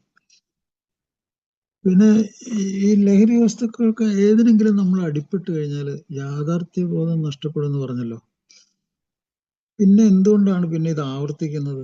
ഒരിക്കൽ നമുക്ക് യാഥാർത്ഥ്യബോധം വന്നു കഴിഞ്ഞാൽ പിന്നെ അത് നമുക്ക് പിടിച്ചു നിർത്താൻ പറ്റണ്ടേ? പറ്റൂല. അതാണ് അഡിക്ഷൻ. നമ്മുടെ യാഥാർത്ഥ്യബോധത്തെ നമ്മുടെ ഇമോഷൻസ് മറികടക്കും. അവിടെ നമുക്ക് പദ്ധതികൾ ആസൂത്രണം ചെയ്യാൻ പറ്റില്ല, തീരുമാനങ്ങൾ എടുക്കാൻ പറ്റില്ല. അതിനുള്ള തലച്ചോറിന്റെ ഒരു ഭാഗമുണ്ട് നമ്മുടെ നെറ്റിയുടെ നേരെ പുറകില്. അതാണ് പ്രീ ഫ്രോണ്ടൽ കോർട്ടെക്സ് എന്നൊക്കെ പറഞ്ഞ് തലച്ചോറിന്റെ പ്രധാന. നമ്മളാരും ഇപ്പൊ റോഡിന്റെ നടുക്കൊന്ന് മൂത്രമൊഴിക്കില്ല. എന്താണ് കാരണം? അവിടെ ആ തലച്ചോറിന് അവിടെ ട്രെയിൻ ചെയ്തിട്ടുണ്ട്, നമ്മള് പരിശീലിപ്പിച്ചിട്ടുണ്ട് ചില ചിന്തകൾ കൊണ്ട്. അത് അങ്ങനെ ചെയ്യാൻ പാടില്ല. നമ്മൾ എന്തൊക്കെ ചെയ്യുന്നില്ലയോ അതൊക്കെ നമ്മൾ തലച്ചോറിന് പരിശീലിപ്പിച്ച്, ചിന്തകൾ കൊണ്ട് പരിശീലിപ്പിച്ച കാര്യങ്ങളാണ്. മനസ്സിലായില്ലേ? അത് മനസ്സിൽ നടക്കുന്ന കാര്യങ്ങളാണ്. നിങ്ങൾക്ക് ഇപ്പോൾ വേറൊരാളോട് ദേഷ്യമൊക്കെ ഉണ്ടായി, നിങ്ങളൊരു പകയൊക്കെ ഉണ്ടായി, നിങ്ങൾ അയാളെ കാണുമ്പോഴൊക്കെ നിങ്ങൾക്ക് എന്തൊക്കെ ഒരു ഇതൊക്കെ ഉണ്ടായി, ഒരു മാനസിക അസ്വസ്ഥത ഉണ്ടായെന്ന് വിചാരിക്കും. അപ്പൊ നിങ്ങൾക്ക് തോന്നുവാണ് ഇങ്ങനെ ഈ പക, ഈ ദേഷ്യമൊക്കെ ഞാൻ അങ്ങനെ കൊണ്ടുപോയാൽ അതൊരു സ്ട്രെസ്, സംഘർഷം ഉണ്ടാക്കുന്നുണ്ട്. 2 വാക്കുകൾ കൊണ്ട് അത് തീർക്കാൻ പറ്റുമെന്നാണ് പഠിപ്പിക്കുന്നത്. 2 വാക്കുകൾ കൊണ്ട്. 8ാമത്തെ പടി പറയുന്നു, എനിക്ക് തെറ്റുപറ്റി. 2 വാക്കുകൾ പറയും, അവിടെ അത് അവസാനിച്ചു. അപ്പോ 2 മനസ്സുകൾ, 2 ബ്രെയിൻ തമ്മിലുള്ള കണക്ഷൻ അവിടെ ശരിയായി. ഇലക്ട്രിക്കൽ കണക്ഷൻ ആണത് കേട്ടോ. ഇലക്ട്രിസിറ്റിക്ക് ബ്ലോക്ക് വരുമ്പോഴാണ് മാനസിക രോഗം ഉണ്ടാകുന്നത്, ഭ്രാന്താൽ നമ്മള് കുതിരവട്ടത്തൊക്കെ പോയി കിടക്കേണ്ടി വരുന്നത്. Brain is entirely 100% ഇലക്ട്രിക്കലാണ്. ഇലക്ട്രിക്കലാണ്. അതെങ്ങനെ നമ്മൾ ട്രെയിൻ ചെയ്യുന്നു അതനുസരിച്ച് ആനന്ദത്തിന് വേണ്ടി അതങ്ങനെ ചെയ്യും. അത് എത്ര വിദ്യാഭ്യാസം ഉണ്ടെങ്കിലും, എത്ര പണക്കാരനാണെങ്കിലും, എത്ര വലിയ സംഭവമായാലും ശരി, അതിന് മറികടക്കാൻ പറ്റൂല. അതുകൊണ്ടാണ് ആ സുഹൃത്ത് പറഞ്ഞില്ലേ, ഞാന് അതികഠിനമായിട്ട് പണിയെടുത്തിട്ടാണ് അതിനെ മാറ്റിയെന്ന് പറഞ്ഞില്ലേ, എനിക്കതിൽ നിന്ന് മാറി നിൽക്കാൻ പറ്റിയത്. കറക്റ്റാണത്. അപ്പോ എനിക്ക് തെറ്റുപറ്റി, അത് മാനസികാരോഗ്യമുള്ള ആൾക്കേ അത് പറയാൻ പറ്റുള്ളൂ. മാനസികാരോഗ്യം ഇല്ലാത്ത ഒരാളത് പറയൂല. അയാള് പാരനോയിഡ്, അയാള് മറ്റുള്ളവരിൽ ഉപദ്രവവും സംശയവും ഒക്കെ അയാൾക്ക് എപ്പോഴും, അയാൾ മാനസിക രോഗമാണത്. അയാൾക്ക് ഒരു മാനസിക ആരോഗ്യമുള്ള ഒരാൾക്ക് ലോകം മുഴുവനും അയാളുടെ ഉള്ളിലുണ്ട്. ഒരു ചിത്രത്തിൽ എന്ന പോലെ ലോകം, അവിടുത്തെ ആളുകള്, സംഭവങ്ങള്, അതൊക്കെ അയാൾ ചിത്രത്തിലുണ്ട്. ആ മനസ്സിന്റെ ചിത്രത്തിൽ അതുണ്ട്. അതുപോലെ അയാളുടെ കഴിവുകൾ എന്തൊക്കെയാണെന്ന് അയാൾക്കറിയാം. പ്രതീക്ഷയുണ്ട് അയാൾക്ക്. അയാൾക്ക് ഈ സമൂഹത്തിൽ ഒരു സുരക്ഷിതത്വം ഫീൽ ചെയ്യുന്നുണ്ട്. അയാളുടെ സമൂഹം അയാളെ അംഗീകരിക്കുന്നുണ്ട്, അയാൾക്ക് മനസ്സിലാവുന്നുണ്ട്. ഇതൊക്കെ അയാളുടെ മാനസികാരോഗ്യത്തിന്റെ ഒരു ഭാഗമാണ്. അയാൾക്ക് പറയാനുള്ള കാര്യം അയാൾ ധൈര്യപൂർവ്വം പറയാൻ മറ്റുള്ളവർ സഹകരിക്കുന്ന അയാൾക്കറിയാം. അതുപോലെ മറ്റുള്ളവരുടെ ശാരീരിക ആവശ്യങ്ങള്, മാനസിക ആവശ്യങ്ങളൊക്കെ നിറവേറ്റി കൊടുക്കുക. ഒരു വിശപ്പുള്ള ഒരാൾക്ക് ഭക്ഷണം കൊടുക്കുക, അത് അയാൾക്കറിയാം. അയാളാരും പഠിപ്പിക്കേണ്ട ആവശ്യമൊന്നുമില്ല. പക്ഷെ അയാൾക്ക് ഞാൻ അതുകൊണ്ട് ഭയങ്കര കേമനാണെന്നുള്ള വിചാരമൊന്നും ഉണ്ടാവില്ല. അയാൾക്കൊരു എളിമയുണ്ട്. ഇതൊക്കെ തന്നെ മാനസികാരോഗ്യമുള്ള ഒരാൾ ചെയ്യുന്നത്. അയാൾക്ക് തമാശ ആസ്വദിക്കാൻ കഴിയുന്നുണ്ട്. പക്ഷെ ഒരു കാര്യം ഞാൻ പറയാം, അയാൾ എപ്പോഴും ഇങ്ങനെ അമിത സന്തോഷത്തിന്റെ പുറകെ പോകുന്നൊരു വിഡ്ഢിയല്ല അയാൾ. ഞാൻ സന്തോഷം ഉണ്ടെങ്കിലേ ജീവിക്കുള്ളൂ, എനിക്കെപ്പോഴും ബോറടിക്കുന്നു, ഞാനൊരു ബോറനല്ലെന്ന് പറയുമ്പോഴാണ് അയാൾക്ക് ശരിക്കുള്ള ബുദ്ധിശക്തിയും വിവേകവും തിരിച്ച. അതിന് അയാൾക്ക് സന്തോഷത്തെ മാറ്റിവെക്കാൻ പറ്റും, സന്തോഷം വേണ്ടെന്ന് വെക്കാൻ പറ്റും. ഗൗരവമുള്ളൊരു സംഭവം, ഒരാളുടെ ജീവൻ നേരിടുന്ന ഒരു വലിയ പ്രശ്നത്തിന് അയാൾക്ക് ഒരു സന്തോഷത്തിന്റെ ആവശ്യമില്ലാതെ അയാൾ അതിനെ മാറ്റിവെക്കാൻ പറ്റും. സന്തോഷത്തിനൊന്നും അയാൾക്ക് മുൻഗണനയില്ല സന്തോഷത്തിന്. ഒരാള് ഒരു മദ്യത്തിനോ മറ്റു ലഹരിവസ്തുനോ അടിപ്പെട്ടാല് അയാളുടെ ബ്രെയിനിലേക്ക് ആദ്യം വരുന്നത് ഈ അതിരുകടന്ന ഒരു സന്തോഷം, അതുകൊണ്ട് അയാൾക്ക് എന്തോ സാറ്റിസ്ഫാക്ഷൻ കിട്ടുന്നെന്നും താൻ വേറൊരാളായി മാറിയെന്നും താൻ ഒരു സംഭവമായി മാറിയെന്നൊക്കെ ഉള്ള ചിന്ത വരും. അതാണ് നമ്മൾ ഈഗോ എന്നൊക്കെ പറയുന്നത്. അതാണ് വാസ്തവത്തിൽ അത് അബ്നോർമൽ ഒരു ബ്രെയിനാണ്, അബ്നോർമൽ ബ്രെയിനാണ്. ഇപ്പോ ഈ അതിര് കിടന്ന അമിതമായിട്ടുള്ള ഇങ്ങനെയുള്ള സന്തോഷങ്ങളൊക്കെ പലപ്പോഴും നമ്മള് സെൽഫ് ഡിസ്ട്രക്ഷൻ അല്ലെങ്കിൽ മറ്റുള്ളവരെ ഡിസ്ട്രോയ് ചെയ്യാനുള്ള ഒരു യുദ്ധത്തില് നിങ്ങൾക്ക് ആധിപത്യമുണ്ട്, നിങ്ങൾക്ക് കുറെ പേരെ കൊല്ലാൻ പറ്റി. അപ്പോ അങ്ങനെ ആളുകളെ കൂടുതൽ കൊല്ലും തോറും നമുക്ക് സന്തോഷം വരുന്നു. ബ്രെയിൻ അങ്ങനെ അതിന് അഡാപ്റ്റഡായി ചെയ്യുവാണ്. അപ്പൊ അവിടെ നിങ്ങൾ വലിയ വലിയ ചിന്തകളൊക്കെയാണ് കേട്ടോ, ഭയങ്കര ഗ്ലോബലായിട്ടുള്ള ചിന്തയൊക്കെയാണ്. ഞാൻ എൻ്റെ രാജ്യത്തെ സംരക്ഷിക്കുന്നു, അങ്ങനെ വാസ്തവത്തില് നമ്മള് ബ്രെയിൻ അവിടെ ശരിക്കും പറഞ്ഞു കഴിഞ്ഞാല് അവിടെ നമ്മള് ഈ അതിര് കടന്ന സന്തോഷം ഒരു വലിയൊരു ഉപദ്രവവും വലിയൊരു എന്താ പറയണ ഒരു ജീവൻ എടുക്കുന്ന ഒരു പരിപാടിയായിട്ട് മാറുകയാണ്. അപ്പൊ ഞാൻ പറയാ, 2ാം ലോകമഹായുദ്ധത്തില് അമേരിക്ക അവർക്ക് സന്തോഷം ഉണ്ടാകാൻ വേണ്ടി അവരെന്ത് ചെയ്തു? നാഗസാക്കിയിലും ഹിരോഷിമയിലും അവര് ബോംബിട്ട് കഴിഞ്ഞിട്ട് എന്ത് സംഭവിച്ചു?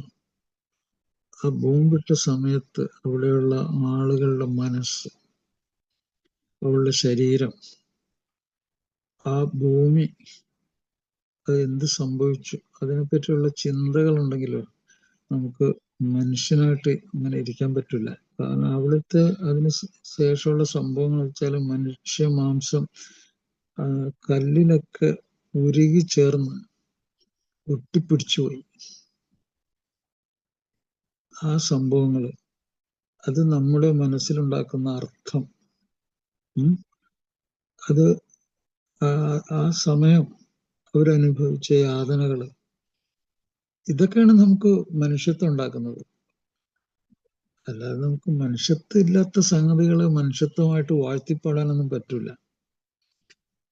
അപ്പൊ ഇത് വാസ്തവത്തിൽ മാനസികാരോഗ്യം ഇല്ലാത്ത ഒരു സമയത്താണ് മനുഷ്യരാശി മുഴുവനും അങ്ങനെയുള്ള യുദ്ധത്തിലൊക്കെ ഏർപ്പെടുന്നെന്ന് പറയണേ. അമിത സന്തോഷമാണ് ഒരു സെക്കൻഡ് വേൾഡ് വാറിലൊക്കെ നടന്ന സംഭവങ്ങൾ. അപ്പൊ ഈ സന്തോഷം എന്നുള്ളത് നമുക്ക് ഏറ്റവും കൂടുതൽ മനുഷ്യരാശിക്കും മനുഷ്യ സമൂഹത്തിനും ഒരു മനുഷ്യനും ഒരു കൂട്ടം മനുഷ്യർക്കും ഏറ്റവും ഉപദ്രവം ഉണ്ടാക്കുന്ന ഒരു വികാരമാണ് ഈ അമിത സന്തോഷം. അയാൾ ഉദ്ദേശിക്കുന്ന അമിത സന്തോഷം, അതിന്റെ അടിമത്വം. ചുരുക്കി പറഞ്ഞാല് നമ്മള് ഈ സന്തോഷം ഒരു ആവശ്യമുള്ള സംഗതിയൊന്നും ആണെന്ന് എപ്പോഴും വിചാരിച്ചുകൊണ്ടിരുന്ന മാനസിക രോഗം ഉണ്ടെന്നുള്ളതിന്റെ ഉറപ്പാണ്. ഒരു ഉദാഹരണം ഞാൻ പറയാം. മന്ദബുദ്ധികളായ കുട്ടികളെ നിങ്ങൾ കണ്ടിട്ടുണ്ടാവും. അവരെപ്പോഴും ചിരിച്ചോണ്ടിരിക്കണം. എന്താണ്? അവരുടെ ബ്രെയിൻ സർക്യൂട്ട് ശരിയല്ല, അത് കേടുപറ്റിപ്പോയ സാധനമാണ്.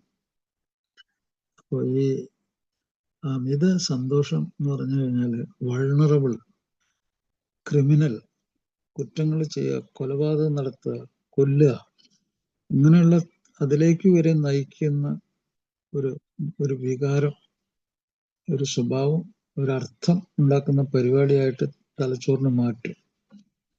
അപ്പോൾ അതുകൊണ്ടാണ് ലോകാരോഗ്യ സംഘടന ഇപ്പോൾ അവസാനം വന്ന് പറഞ്ഞേക്കണ ഇപ്പോഴത്തെ പുതിയ ലോകാരോഗ്യ സംഘടനയുടെ ഓഫീസ്, അത് WHO വേൾഡ് ഹെൽത്ത് ഓർഗനൈസേഷന്റെ അടുത്ത് അവര് WHO എഴുതി വെച്ചിട്ട് അതിൻ്റെ അടുത്ത് 2 അക്ഷരം കൂടി എഴുതി വെച്ചിട്ടുണ്ട്. CD. WHO CD എന്ന് എഴുതി വെച്ചേക്കണത് എന്താണെന്നറിയാവോ? അത് അവര് പറയുന്നത് ലോകവ്യാപകമായിട്ട് ക്രിമിനാലിറ്റി കൂടിയിരിക്കുന്നു, മനുഷ്യർ ക്രിമിനലായി കൊണ്ടിരിക്കുന്നു. അതിൽ ഒന്നാം സ്ഥാനം ലഹരി വസ്തുക്കൾക്കാണ്. മദ്യവും മറ്റു ലഹരി വസ്തുക്കളും. നമ്മൾ എല്ലാ ദിവസവും പത്രം എടുത്ത് നോക്കിയാലും TV വാർത്ത നോക്കിയാലും നമുക്കറിയാം ക്രിമിനാലിറ്റി നടക്കുന്ന സംഗതികൾ അറിയാം. C എന്ന് പറഞ്ഞാൽ ക്രിമിനാലിറ്റി, D എന്ന് പറഞ്ഞാൽ ഡ്രഗ് എന്നർത്ഥം. ഡ്രഗ് എന്ന് പറഞ്ഞാൽ ഇപ്പോൾ ആൽക്കഹോൾ മുതൽ എല്ലാ ലഹരി വസ്തുക്കളെയും കൂടി ഒറ്റ പേരിൽ അറിയാം. അതാണ് ഡ്രഗ്. ആൽക്കഹോൾ ഒരു ഡ്രഗാണ്. അപ്പോൾ അത് നമ്മുടെ ബ്രെയിനിന് കേടുവരുത്തിയിട്ട് നമ്മളെ ക്രിമിനൽസ് ആക്കുന്നു. ഏറ്റവും ലേറ്റസ്റ്റ് ആയിട്ട് WHO കണ്ടുപിടിച്ച വലിയ സംഭവമാണത്. ലോക ജനതയിൽ നടത്തിയ ഗവേഷണങ്ങളിൽ കണ്ടെത്തലുകളിൽ അവർ മനസ്സിലാക്കണ അതാണ് ക്രിമിനൽ ഇതായിട്ട് മാറിയിരിക്കുന്ന ആളുകൾ. വേണ്ട, നമ്മുടെ നാട്ടിൽ തന്നെ ഇപ്പോൾ ക്രിമിനാലിറ്റി നടക്കുന്നത് നമുക്കറിയാം. ഇപ്പോൾ ഒരു സ്കൂളിൽ തന്നെ താഴ്ന്ന ക്ലാസ്സിലുള്ള കുട്ടികളും അതിൻ്റെ മുകളിലുള്ള ക്ലാസ്സിലുള്ള കുട്ടികളും തമ്മിൽ ക്രിമിനൽ ആക്ടിവിറ്റീസ് നടക്കുന്നു. അവർ മൾട്ടിപ്പിൾ ഡ്രഗ്സ് ഷെയർ ചെയ്യുന്നു, അങ്ങനെ ഉപയോഗിക്കുന്നു. അതിൽ 10-15 വയസ്സൊക്കെ ഉള്ളവരൊക്കെയാണ് ഇപ്പോൾ. പിന്നെ +2-ന്റെ 17-18 വയസ്സ് നേരത്തെ ഞാൻ പറഞ്ഞ ആളുകളൊക്കെ തന്നെ അതിലുണ്ട്. അപ്പോൾ ഇതാണ് എൻ്റെ യാഥാർത്ഥ്യം. അപ്പോൾ ഇന്നത്തെ ഈ പ്രോഗ്രാമിൽ ഞാൻ പറഞ്ഞ കാര്യങ്ങളൊക്കെ കേട്ടിട്ട് 24 മണിക്കൂർ മദ്യത്തിൽ നിന്നും മറ്റു ലഹരിയിൽ നിന്നും വിട്ടു നിൽക്കുക, ബ്രെയിനിന്റെ സർക്യൂട്ടിനെ ശരിയാക്കുക. അതാണ് എവിഡൻസ് ബേസ്ഡ് മെഡിസിൻ. അതാണ്. മാനസിക രോഗം ഉള്ളവർ അതിന് മരുന്ന് കഴിക്കുക. അങ്ങനെ മരുന്ന് കഴിക്കുമ്പോൾ തന്നെ പല ആൾക്കാരും ലഹരി വസ്തുക്കൾ കൂടി ഉപയോഗിക്കും. അത് ഭയങ്കര അപകടങ്ങളാണ്. സർക്യൂട്ടിന് ഭയങ്കര കുഴപ്പമാണ്. കോംപ്ലിക്കേഷൻസ് സംഭവിക്കാം. ഓവർ ഡോസിങ് വരാം, മരുന്നിന്റെ ഓവർ ഡോസിങ് വരാം, സൂയിസൈഡൽ ടെൻഡൻസി വരാം. അപ്പൊ അതുകൊണ്ട് പൂർണ്ണമായിട്ടും ലഹരി വസ്തുക്കളിൽ നിന്ന് വിട്ടു നിന്നിട്ട് ചികിത്സ ചെയ്യണം. മദ്യം മറ്റു ലഹരി വസ്തുക്കളിൽ നിന്ന് വിട്ടു നിന്നിട്ട് തന്നെ ഈ 24 മണിക്കൂർ പ്രോഗ്രാം, നമ്മുടെ 12 പടികൾ, 12 പാരമ്പര്യങ്ങൾ, നമ്മുടെ ഗ്രൂപ്പില് 12 സ്റ്റെപ്പ് പ്രോഗ്രാം നടപ്പിലാക്കൽ, അതിൽ കൂടി നമുക്ക് നമ്മളെ കണ്ടെത്താൻ, ഞാൻ നേരത്തെ പറഞ്ഞ വാക്കുകൾ, നീ നിന്നെ അറിയുക, നമ്മളെ അറിയാൻ പറ്റും, നമുക്ക് രക്ഷപ്പെടാൻ പറ്റും. അപ്പൊ അതൊരു നല്ല ഭംഗിയുള്ള ഒരു കാര്യമായിട്ട് നമ്മൾ നടപ്പിലാക്കണം. അത് അതികഠിനമാണ്. തുടക്കത്തിൽ അത് കഠിനമാണ്. പക്ഷെ അത് മുമ്പോട്ട് പോയി 6 മാസം കഴിയുമ്പോൾ, 1 വർഷം കഴിയുമ്പോൾ, 1 വർഷം കഴിഞ്ഞ ആള് 2 വർഷത്തേക്ക് നീണ്ടുപോകും, 2 വർഷത്തെ കഴിഞ്ഞ ആള് 3 വർഷത്തേക്ക് നീണ്ടുപോകും. അങ്ങനെയാണ് ഈ പ്രോഗ്രാമിനെ പറ്റി പറയുന്നത്. അപ്പൊ അങ്ങനെ ഇത് ഒരു ആയുഷ്കാല രോഗമാണ്.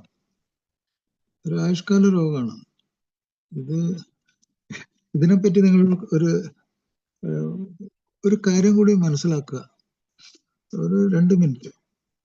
നമ്മളെ ഈ ശരീരം, ഈ ശരീരത്തിൽ ഒരു സിനിമ കഥ നടക്കുന്ന പോലെ തന്നെയാണ്.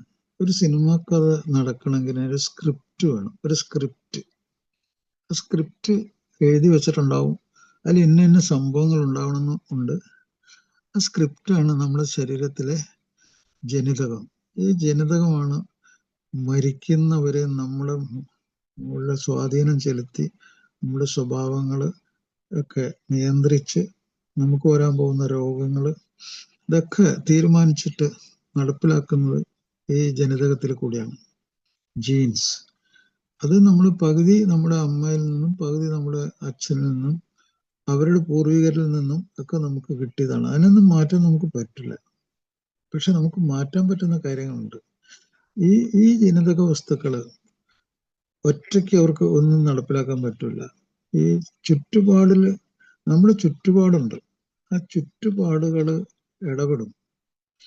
ആ ചുറ്റുപാടിൽ നമ്മൾ കഴിക്കുന്ന ഭക്ഷണം, നമ്മൾ ഏതെങ്കിലും വിഷാംശമുള്ള സാധനങ്ങൾ കഴിക്കുന്നുണ്ടോ, നമ്മൾ ഏതെങ്കിലും ലഹരിക്ക് അടിപ്പെട്ട് സ്വഭാവം ഉണ്ടാക്കിയിട്ടുണ്ടോ, നമ്മൾ ഏതെങ്കിലും ആശയങ്ങൾ നമ്മൾ സ്വീകരിച്ച് അഡാപ്റ്റ് ചെയ്ത് അബ്നോർമൽ ആയിട്ടുണ്ടോ? നമ്മൾ ഗാംബ്ലിങ് ചെയ്തിട്ടുണ്ടോ? നമ്മൾ ഏതെങ്കിലും ഭക്ഷണത്തിന് കൂടുതൽ അങ്ങനെ നമ്മുടെ ചുറ്റുപാടിനെ നമ്മൾ കുഴപ്പത്തിലാക്കി ആ സ്ക്രിപ്റ്റിൽ മാറ്റം വരുത്തേണ്ടി വരും. ആ സ്ക്രിപ്റ്റിൽ കുഴപ്പമുണ്ടാവും. ആ സ്ക്രിപ്റ്റ് വിചാരിച്ച പോലെ നടപ്പിലാവില്ല. അപ്പോൾ ഈ സ്ക്രിപ്റ്റും ഈ ജനിതകവും ഈ ചുറ്റുപാടും കൂടി ചേർന്നാണ് നമുക്ക് ശാരീരിക രോഗം ഉണ്ടാക്കുന്നത്, മാനസിക രോഗം ഉണ്ടാക്കുന്നത്, ക്രിമിനാലിറ്റി ഉണ്ടാക്കുന്നത് ഒക്കെ അതാണ്. അപ്പൊ ഇതൊക്കെ ഡയറക്റ്റ് ചെയ്യുന്നത് നമ്മുടെ ബ്രെയിനാണ്. ഡയറക്ടർ നമ്മുടെ ബ്രെയിനാണ്, നമ്മുടെ തലച്ചോറ്. നടക്കുന്ന സ്ഥലം നമ്മുടെ ഈ ലോകമാണ്. ഈ ലോകത്തിലുള്ള ആളുകള്, സ്ഥലങ്ങള്, വസ്തുക്കള്, അതൊക്കെയാണ് അതിൽ അഭിനയിക്കുന്നവർ. അത് നമ്മൾ അവരുമായിട്ട് ഇടപെടുന്നുണ്ട്. അതാണ് നടക്കുന്ന സിനിമ. അതാണ് ഇതിൽ എവിടെയൊക്കെയാണ് സംഭവങ്ങളുള്ളത്, അവിടെയൊക്കെ ഒരു സിനിമ ഒരാൾക്ക് നമ്മുടെ ബ്രെയിനിനെ ഡയറക്റ്റ് ചെയ്യാൻ പറ്റും. അപ്പൊ നമ്മുടെ ഡയറക്ടറെ നമ്മൾ സഹായിക്കുക. അയാളിങ്ങനെ കട്ടെന്ന് ഇങ്ങനെ പറഞ്ഞുകൊണ്ടിരുന്നിട്ട് ആ സീനൊക്കെ മോശമായി പോയി കഴിഞ്ഞാൽ സിനിമ മോശമായി പോകും. അപ്പൊ ഒരിക്കൽ കൂടി നമ്മൾ ഈ പ്രോഗ്രാം കേട്ട എല്ലാ സുഹൃത്തുക്കൾക്കും നന്ദി പറയുന്നു. നമസ്കാരം. Thank you. വളരെ മേന്മയുള്ളൊരു ജീവിതം ഉണ്ടാക്കാനായിട്ട് പ്രോഗ്രാം നിങ്ങളെ സഹായിക്കട്ടെ. Thank you. Thank you doctor sir.